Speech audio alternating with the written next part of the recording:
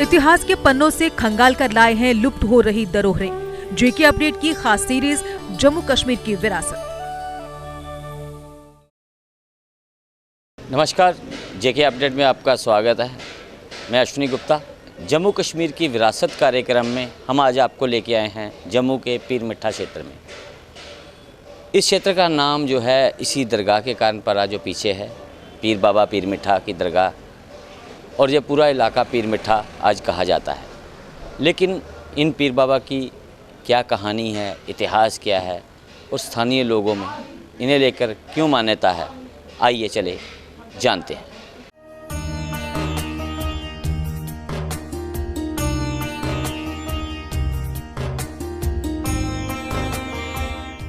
जम्मू शहर न सिर्फ मंदिरों के लिए प्रसिद्ध है, बल्कि इस शहर में ऐसे महान पीर फकीर भी हुए हैं जिनकी दरगाहों पर आज भी लोग श्रद्धा से शीश निवाते हैं। जम्मू के पीर मिठा इलाके में ऐसी ही एक दरगाह है, जिस दरगाह के कारण ही इस क्षेत्र का नाम भी पीर मिठा पड़ गया। ये दरगाह है पीर बाबा मिठा जी की। पीर बाबा मिठा का इतिहास पीरखो गुफा से शुरू होता है, जबकि पीर बाबा मिठा जी का असली नाम पीर अब्दुल रहमान है, जो कि अरब देश से आए थे और रूहानी ताकतों के मालिक थे।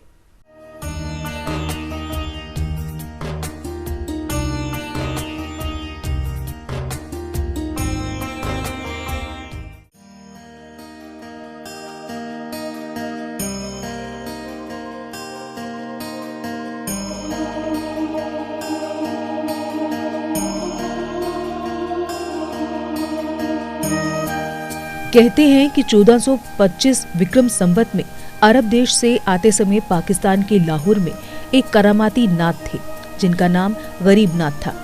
पीर बाबा अब्दुल रहमान कुछ समय के लिए गरीब नाथ के पास रुके और इसी दौरान दोनों में घनिष्ठता हो गई।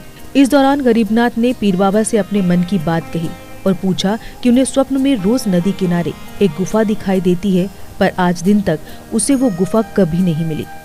आप भी रूहानी ताकतों के मालिक हो, तो मुझे क्या बता सकते हैं कि वो गुफा कहाँ पर है? तो पीर बाबा बोले, गरीबनाथ, आप गुफा का पता बताने की बात कर रहे हो, मैं आपको उस गुफा तक ले जाऊंगा।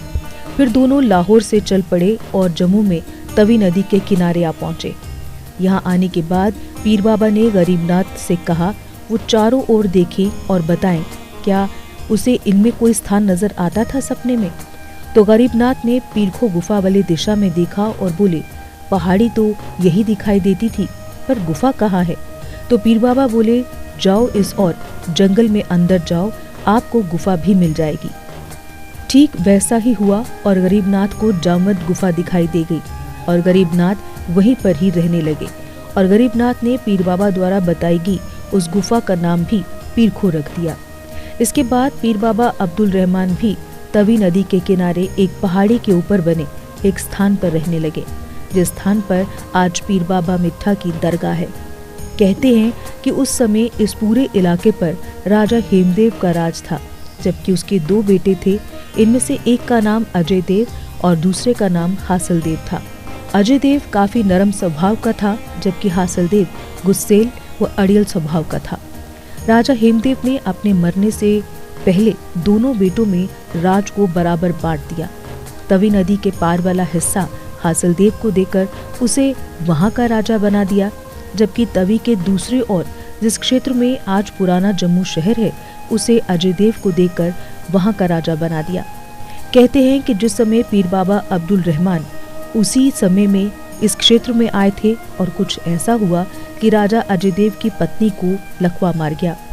वो खुद चलने फिरने में असमर्थ हो गई। रानी को स्नान करवाने के लिए राजा ने अपने एक सेवादार झीड़ी को तवी नदी से पानी लाने की जिम्मेदारी सौंप रखी थी।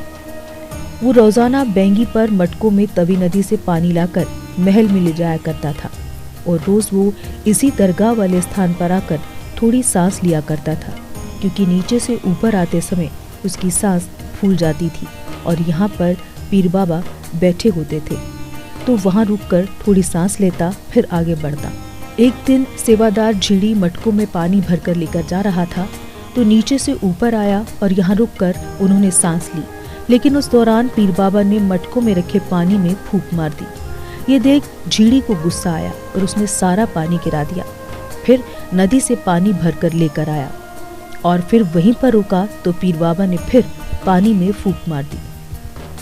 झीड़ी ने फिर पानी गिराया और फिर पानी लेकर आया, पर उसने पीर बाबा को कुछ नहीं कहा, क्योंकि वो पीर फकीरों का सम्मान करता था। ऐसा करीब 4-5 बार हुआ तो आखिर झीड़ी ने सोचा, क्यों मैं बार बार पानी गिरा रहा हूँ, एक फूंक ही तो मारी है, क्या होगा। और ये सोचकर वो पानी लेकर महल चला गया। महल में उसी पानी से रानी को स्नान करवाया तो रानी का लकवा ठीक हो गया। राजा को पता चला तो उन्होंने उसी समय झीड़ी को बुलाने के लिए सैनिक भेज दिए। सैनिक देख झीड़ी खुद को कोसने लगा, क्यों वो फूंक वाला पानी महल ले गया, उसे साफ पानी लेकर महल जाना चाहिए था। अब ना जाने वहां पर उस पानी से क्या हुआ होगा, अब तो मेरी खैर नहीं। वो डरते हुए सैनिकों के साथ राजा के सामने पेश हुआ तो राजा ने उससे पूछा कि उसने पानी में क्या मिलाया था। वो कहने लगा कि उसने कुछ नहीं किया है, जो किया है उस पीर ने किया है, क्योंकि उसने ही पानी में फूंक मारी थी। ये सुन राजा हैरान हो गया, जिस पीर की एक फूंक में मेरी रानी ठीक हो गई, उस रूहानी ताकत से मिलना चाहिए। वो झीड़ी को साथ लेकर पीर बाबा के पास आया और उनके चरण पकड़ लिए। राजा अजय देव ने पीर बाबा से कहा कि वो उनके साथ उनके महल में चले, पर पीर बाबा ने ये कहते हुए मना कर दिया कि अब तो इसी स्थान पर ही खुदा की इबादत करेंगे। इस पर राजा ने उस स्थान पर पीर बाबा के रहने के लिए एक दरगाह का निर्माण करवा दिया और अपने सेवादार झीड़ी को आदेश दिया कि वो अब से पीर बाबा की सेवा किया करेगा और उनके साथ ही रहेगा। फिर सब कुछ ठीक चल रहा था कि इसी बीच राजा हासिलदेव ने अजय देव के राज पर हमला करके उसे अपने अधिकार में ले लिया, जबकि राजा अजय देव को महल से भी निकाल दिया।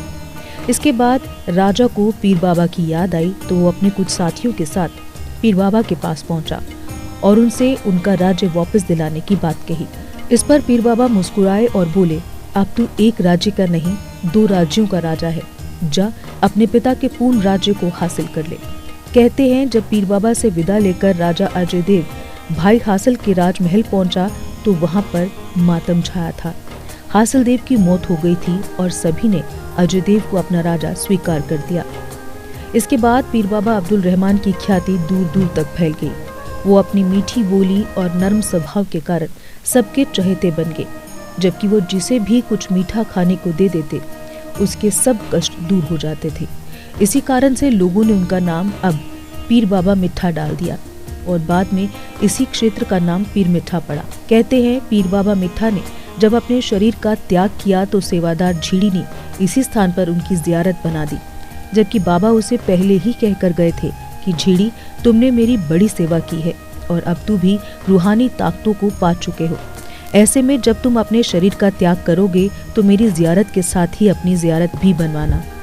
फिर जब बाबा झीड़ी ने अपने शरीर का त्याग किया तो उनकी जीवर बिरादरी के लोगों ने उनकी जियारत भी पीर बाबा मिठा के साथ ही बना दी। आपको बता दें कि कश्यप राजपूत बिरादरी को ही जीवर बिरादरी कहा जाता है और बाबा झीड़ी इसी बिरादरी से थे। ऐसे में आज भी गुरु पूर्णिमा के दिन बिरादरी द्वारा इस स्थान पर अपनी वार्षिक मेल का आयोजन किया जाता है और बाबा झीड़ी के साथ पीर बाबा मिठा को शीश निवाते हैं। अब इस दरगाह की देखरेख रशीद अहमद व उनका परिवार करता है, जबकि अब भी लोगों को मौजूदा समय में भी इस पीर बाबा दरगाह से कई चमत्कार होते हुए दिखाई देते हैं। जबकि कहते हैं कि आज भी सच्चे मन से पीर बाबा से जो भी मांगा जाए उसकी मुराद जरूर पूरी होती है।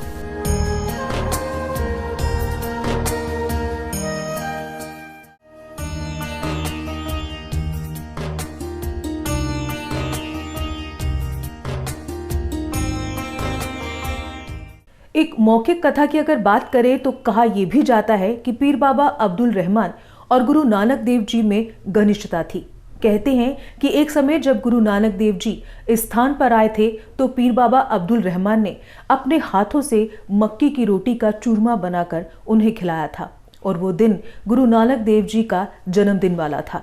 यही कारण है कि आज भी इस दरगाह में गुरुपूरब पर मक्की की रोटी के चूरमे को प्रसाद के रूप में बांटा जाता है।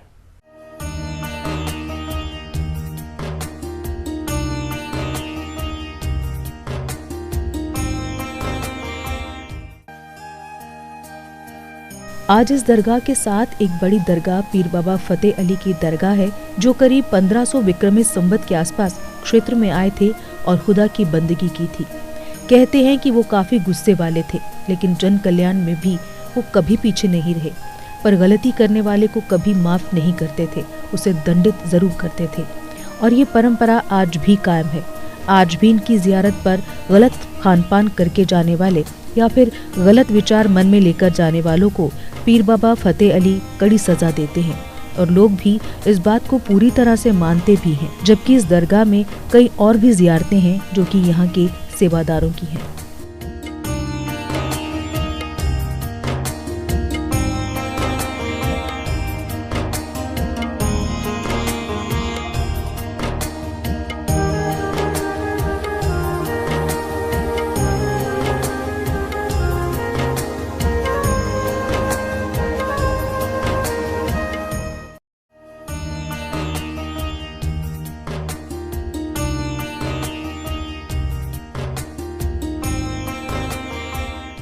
तो हम इस समय पीर मिठा दरगाह के अंदर मौजूद हैं और मेरे साथ यहाँ पर मौजूद हैं दरगाह के सेवादार यहाँ रशीद अहमद जी, और इनके साथ यहाँ पर मौजूद हैं राम लवाया, जो कि कशर राजपूत बिरादरी के अध्यक्ष भी हैं, जो कि इस पूरे एरिया के अगर बात करें तो इनके द्वारा जो है लगातार इनके परिवार के जो पुराने बुज़ुर्ग थे वो भी यहाँ पर सेवादारी ही थे।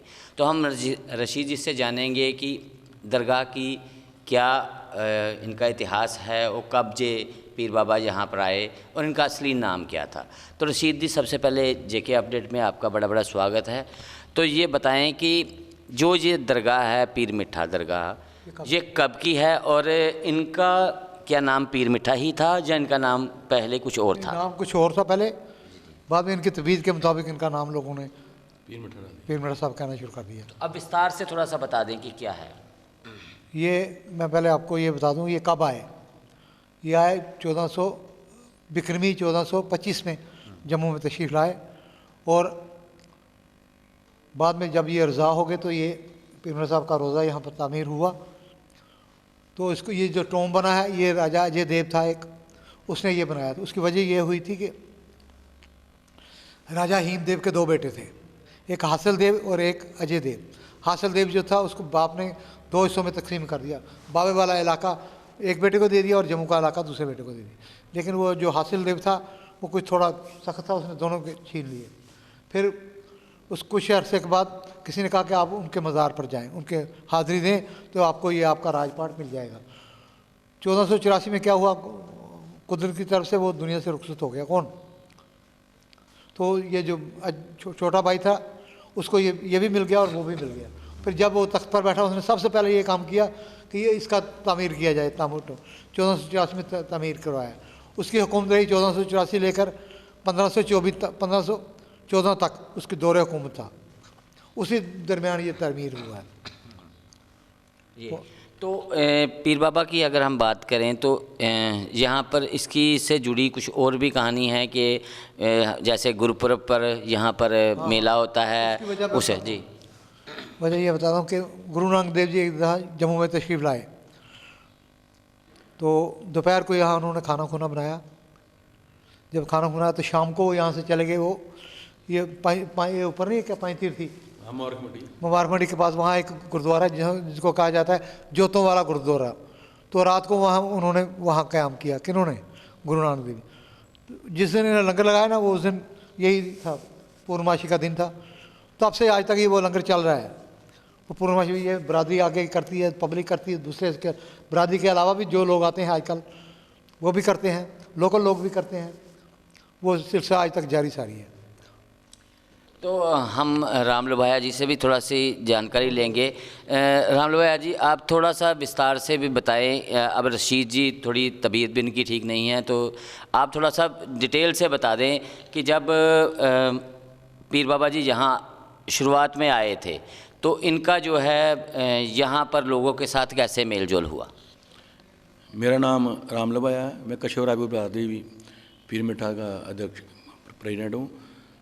जो हमारी बिरादरी है कशर राजपूत, जे रशीद साहब भी जानते हैं जहाँ के जितने भी जो पुराने बुजुर्ग सभी जानते हैं कि जो हमारी बरादरी का नाम इनको मालूम है, ये बोलते हैं कछोरायपुर पीर मृति है।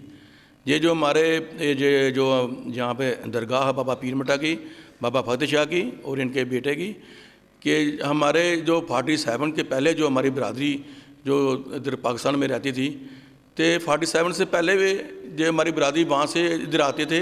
तो यहाँ पर जितने हमारी बरादरी के मैं आपको बता दूँ जो वो होती हैं कास्टें होती हैं, जैसे पिदरू है, गादड़ी है, टेंगी है, किसको ऐसे जो जाते हैं वो सभी 47 से पहले यहाँ पे आते थे और जहाँ पे वो लगाते थे, एक कैंप लगाते थे।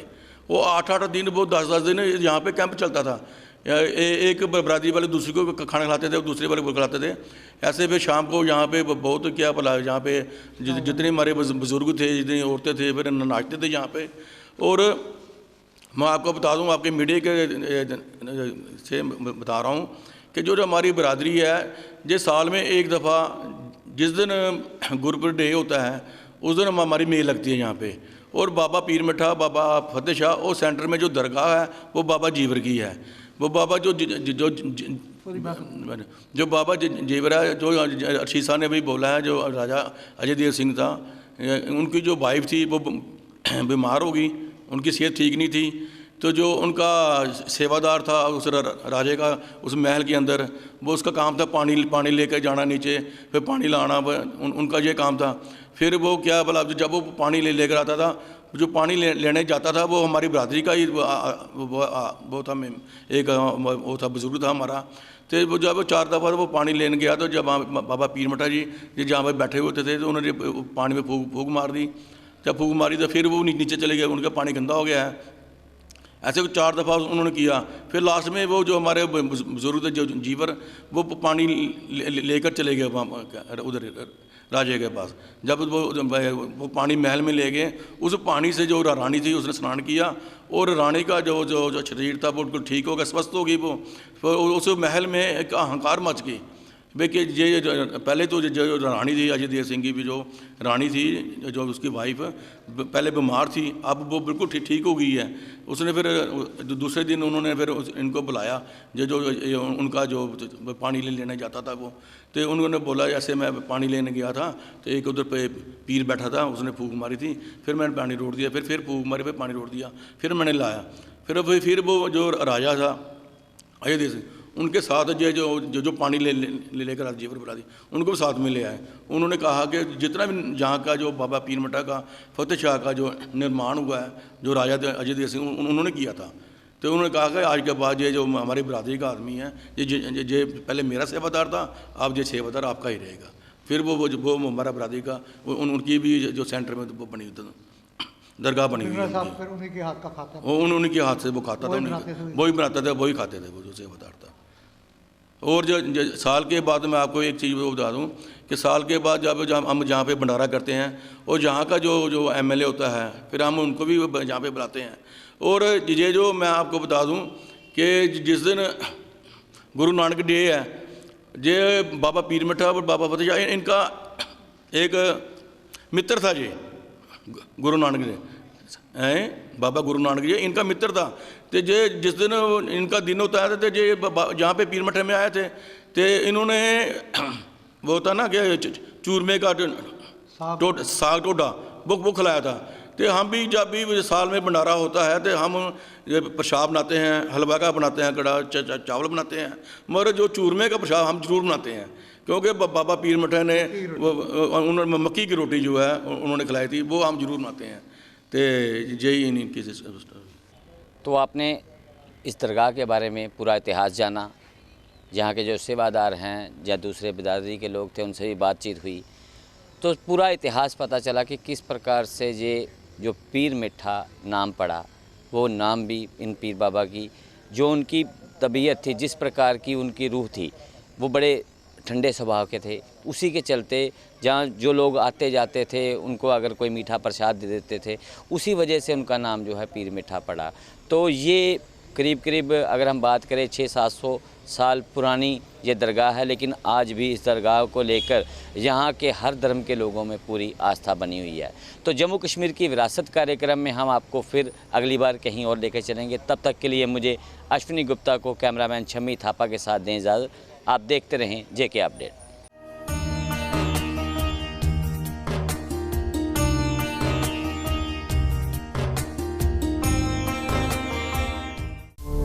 JK अपडेट रहे हमारे साथ। अगर आप ये वीडियो YouTube पर देख रहे हैं तो हमारे YouTube चैनल को सब्सक्राइब करें और बेल आइकन को क्लिक करें।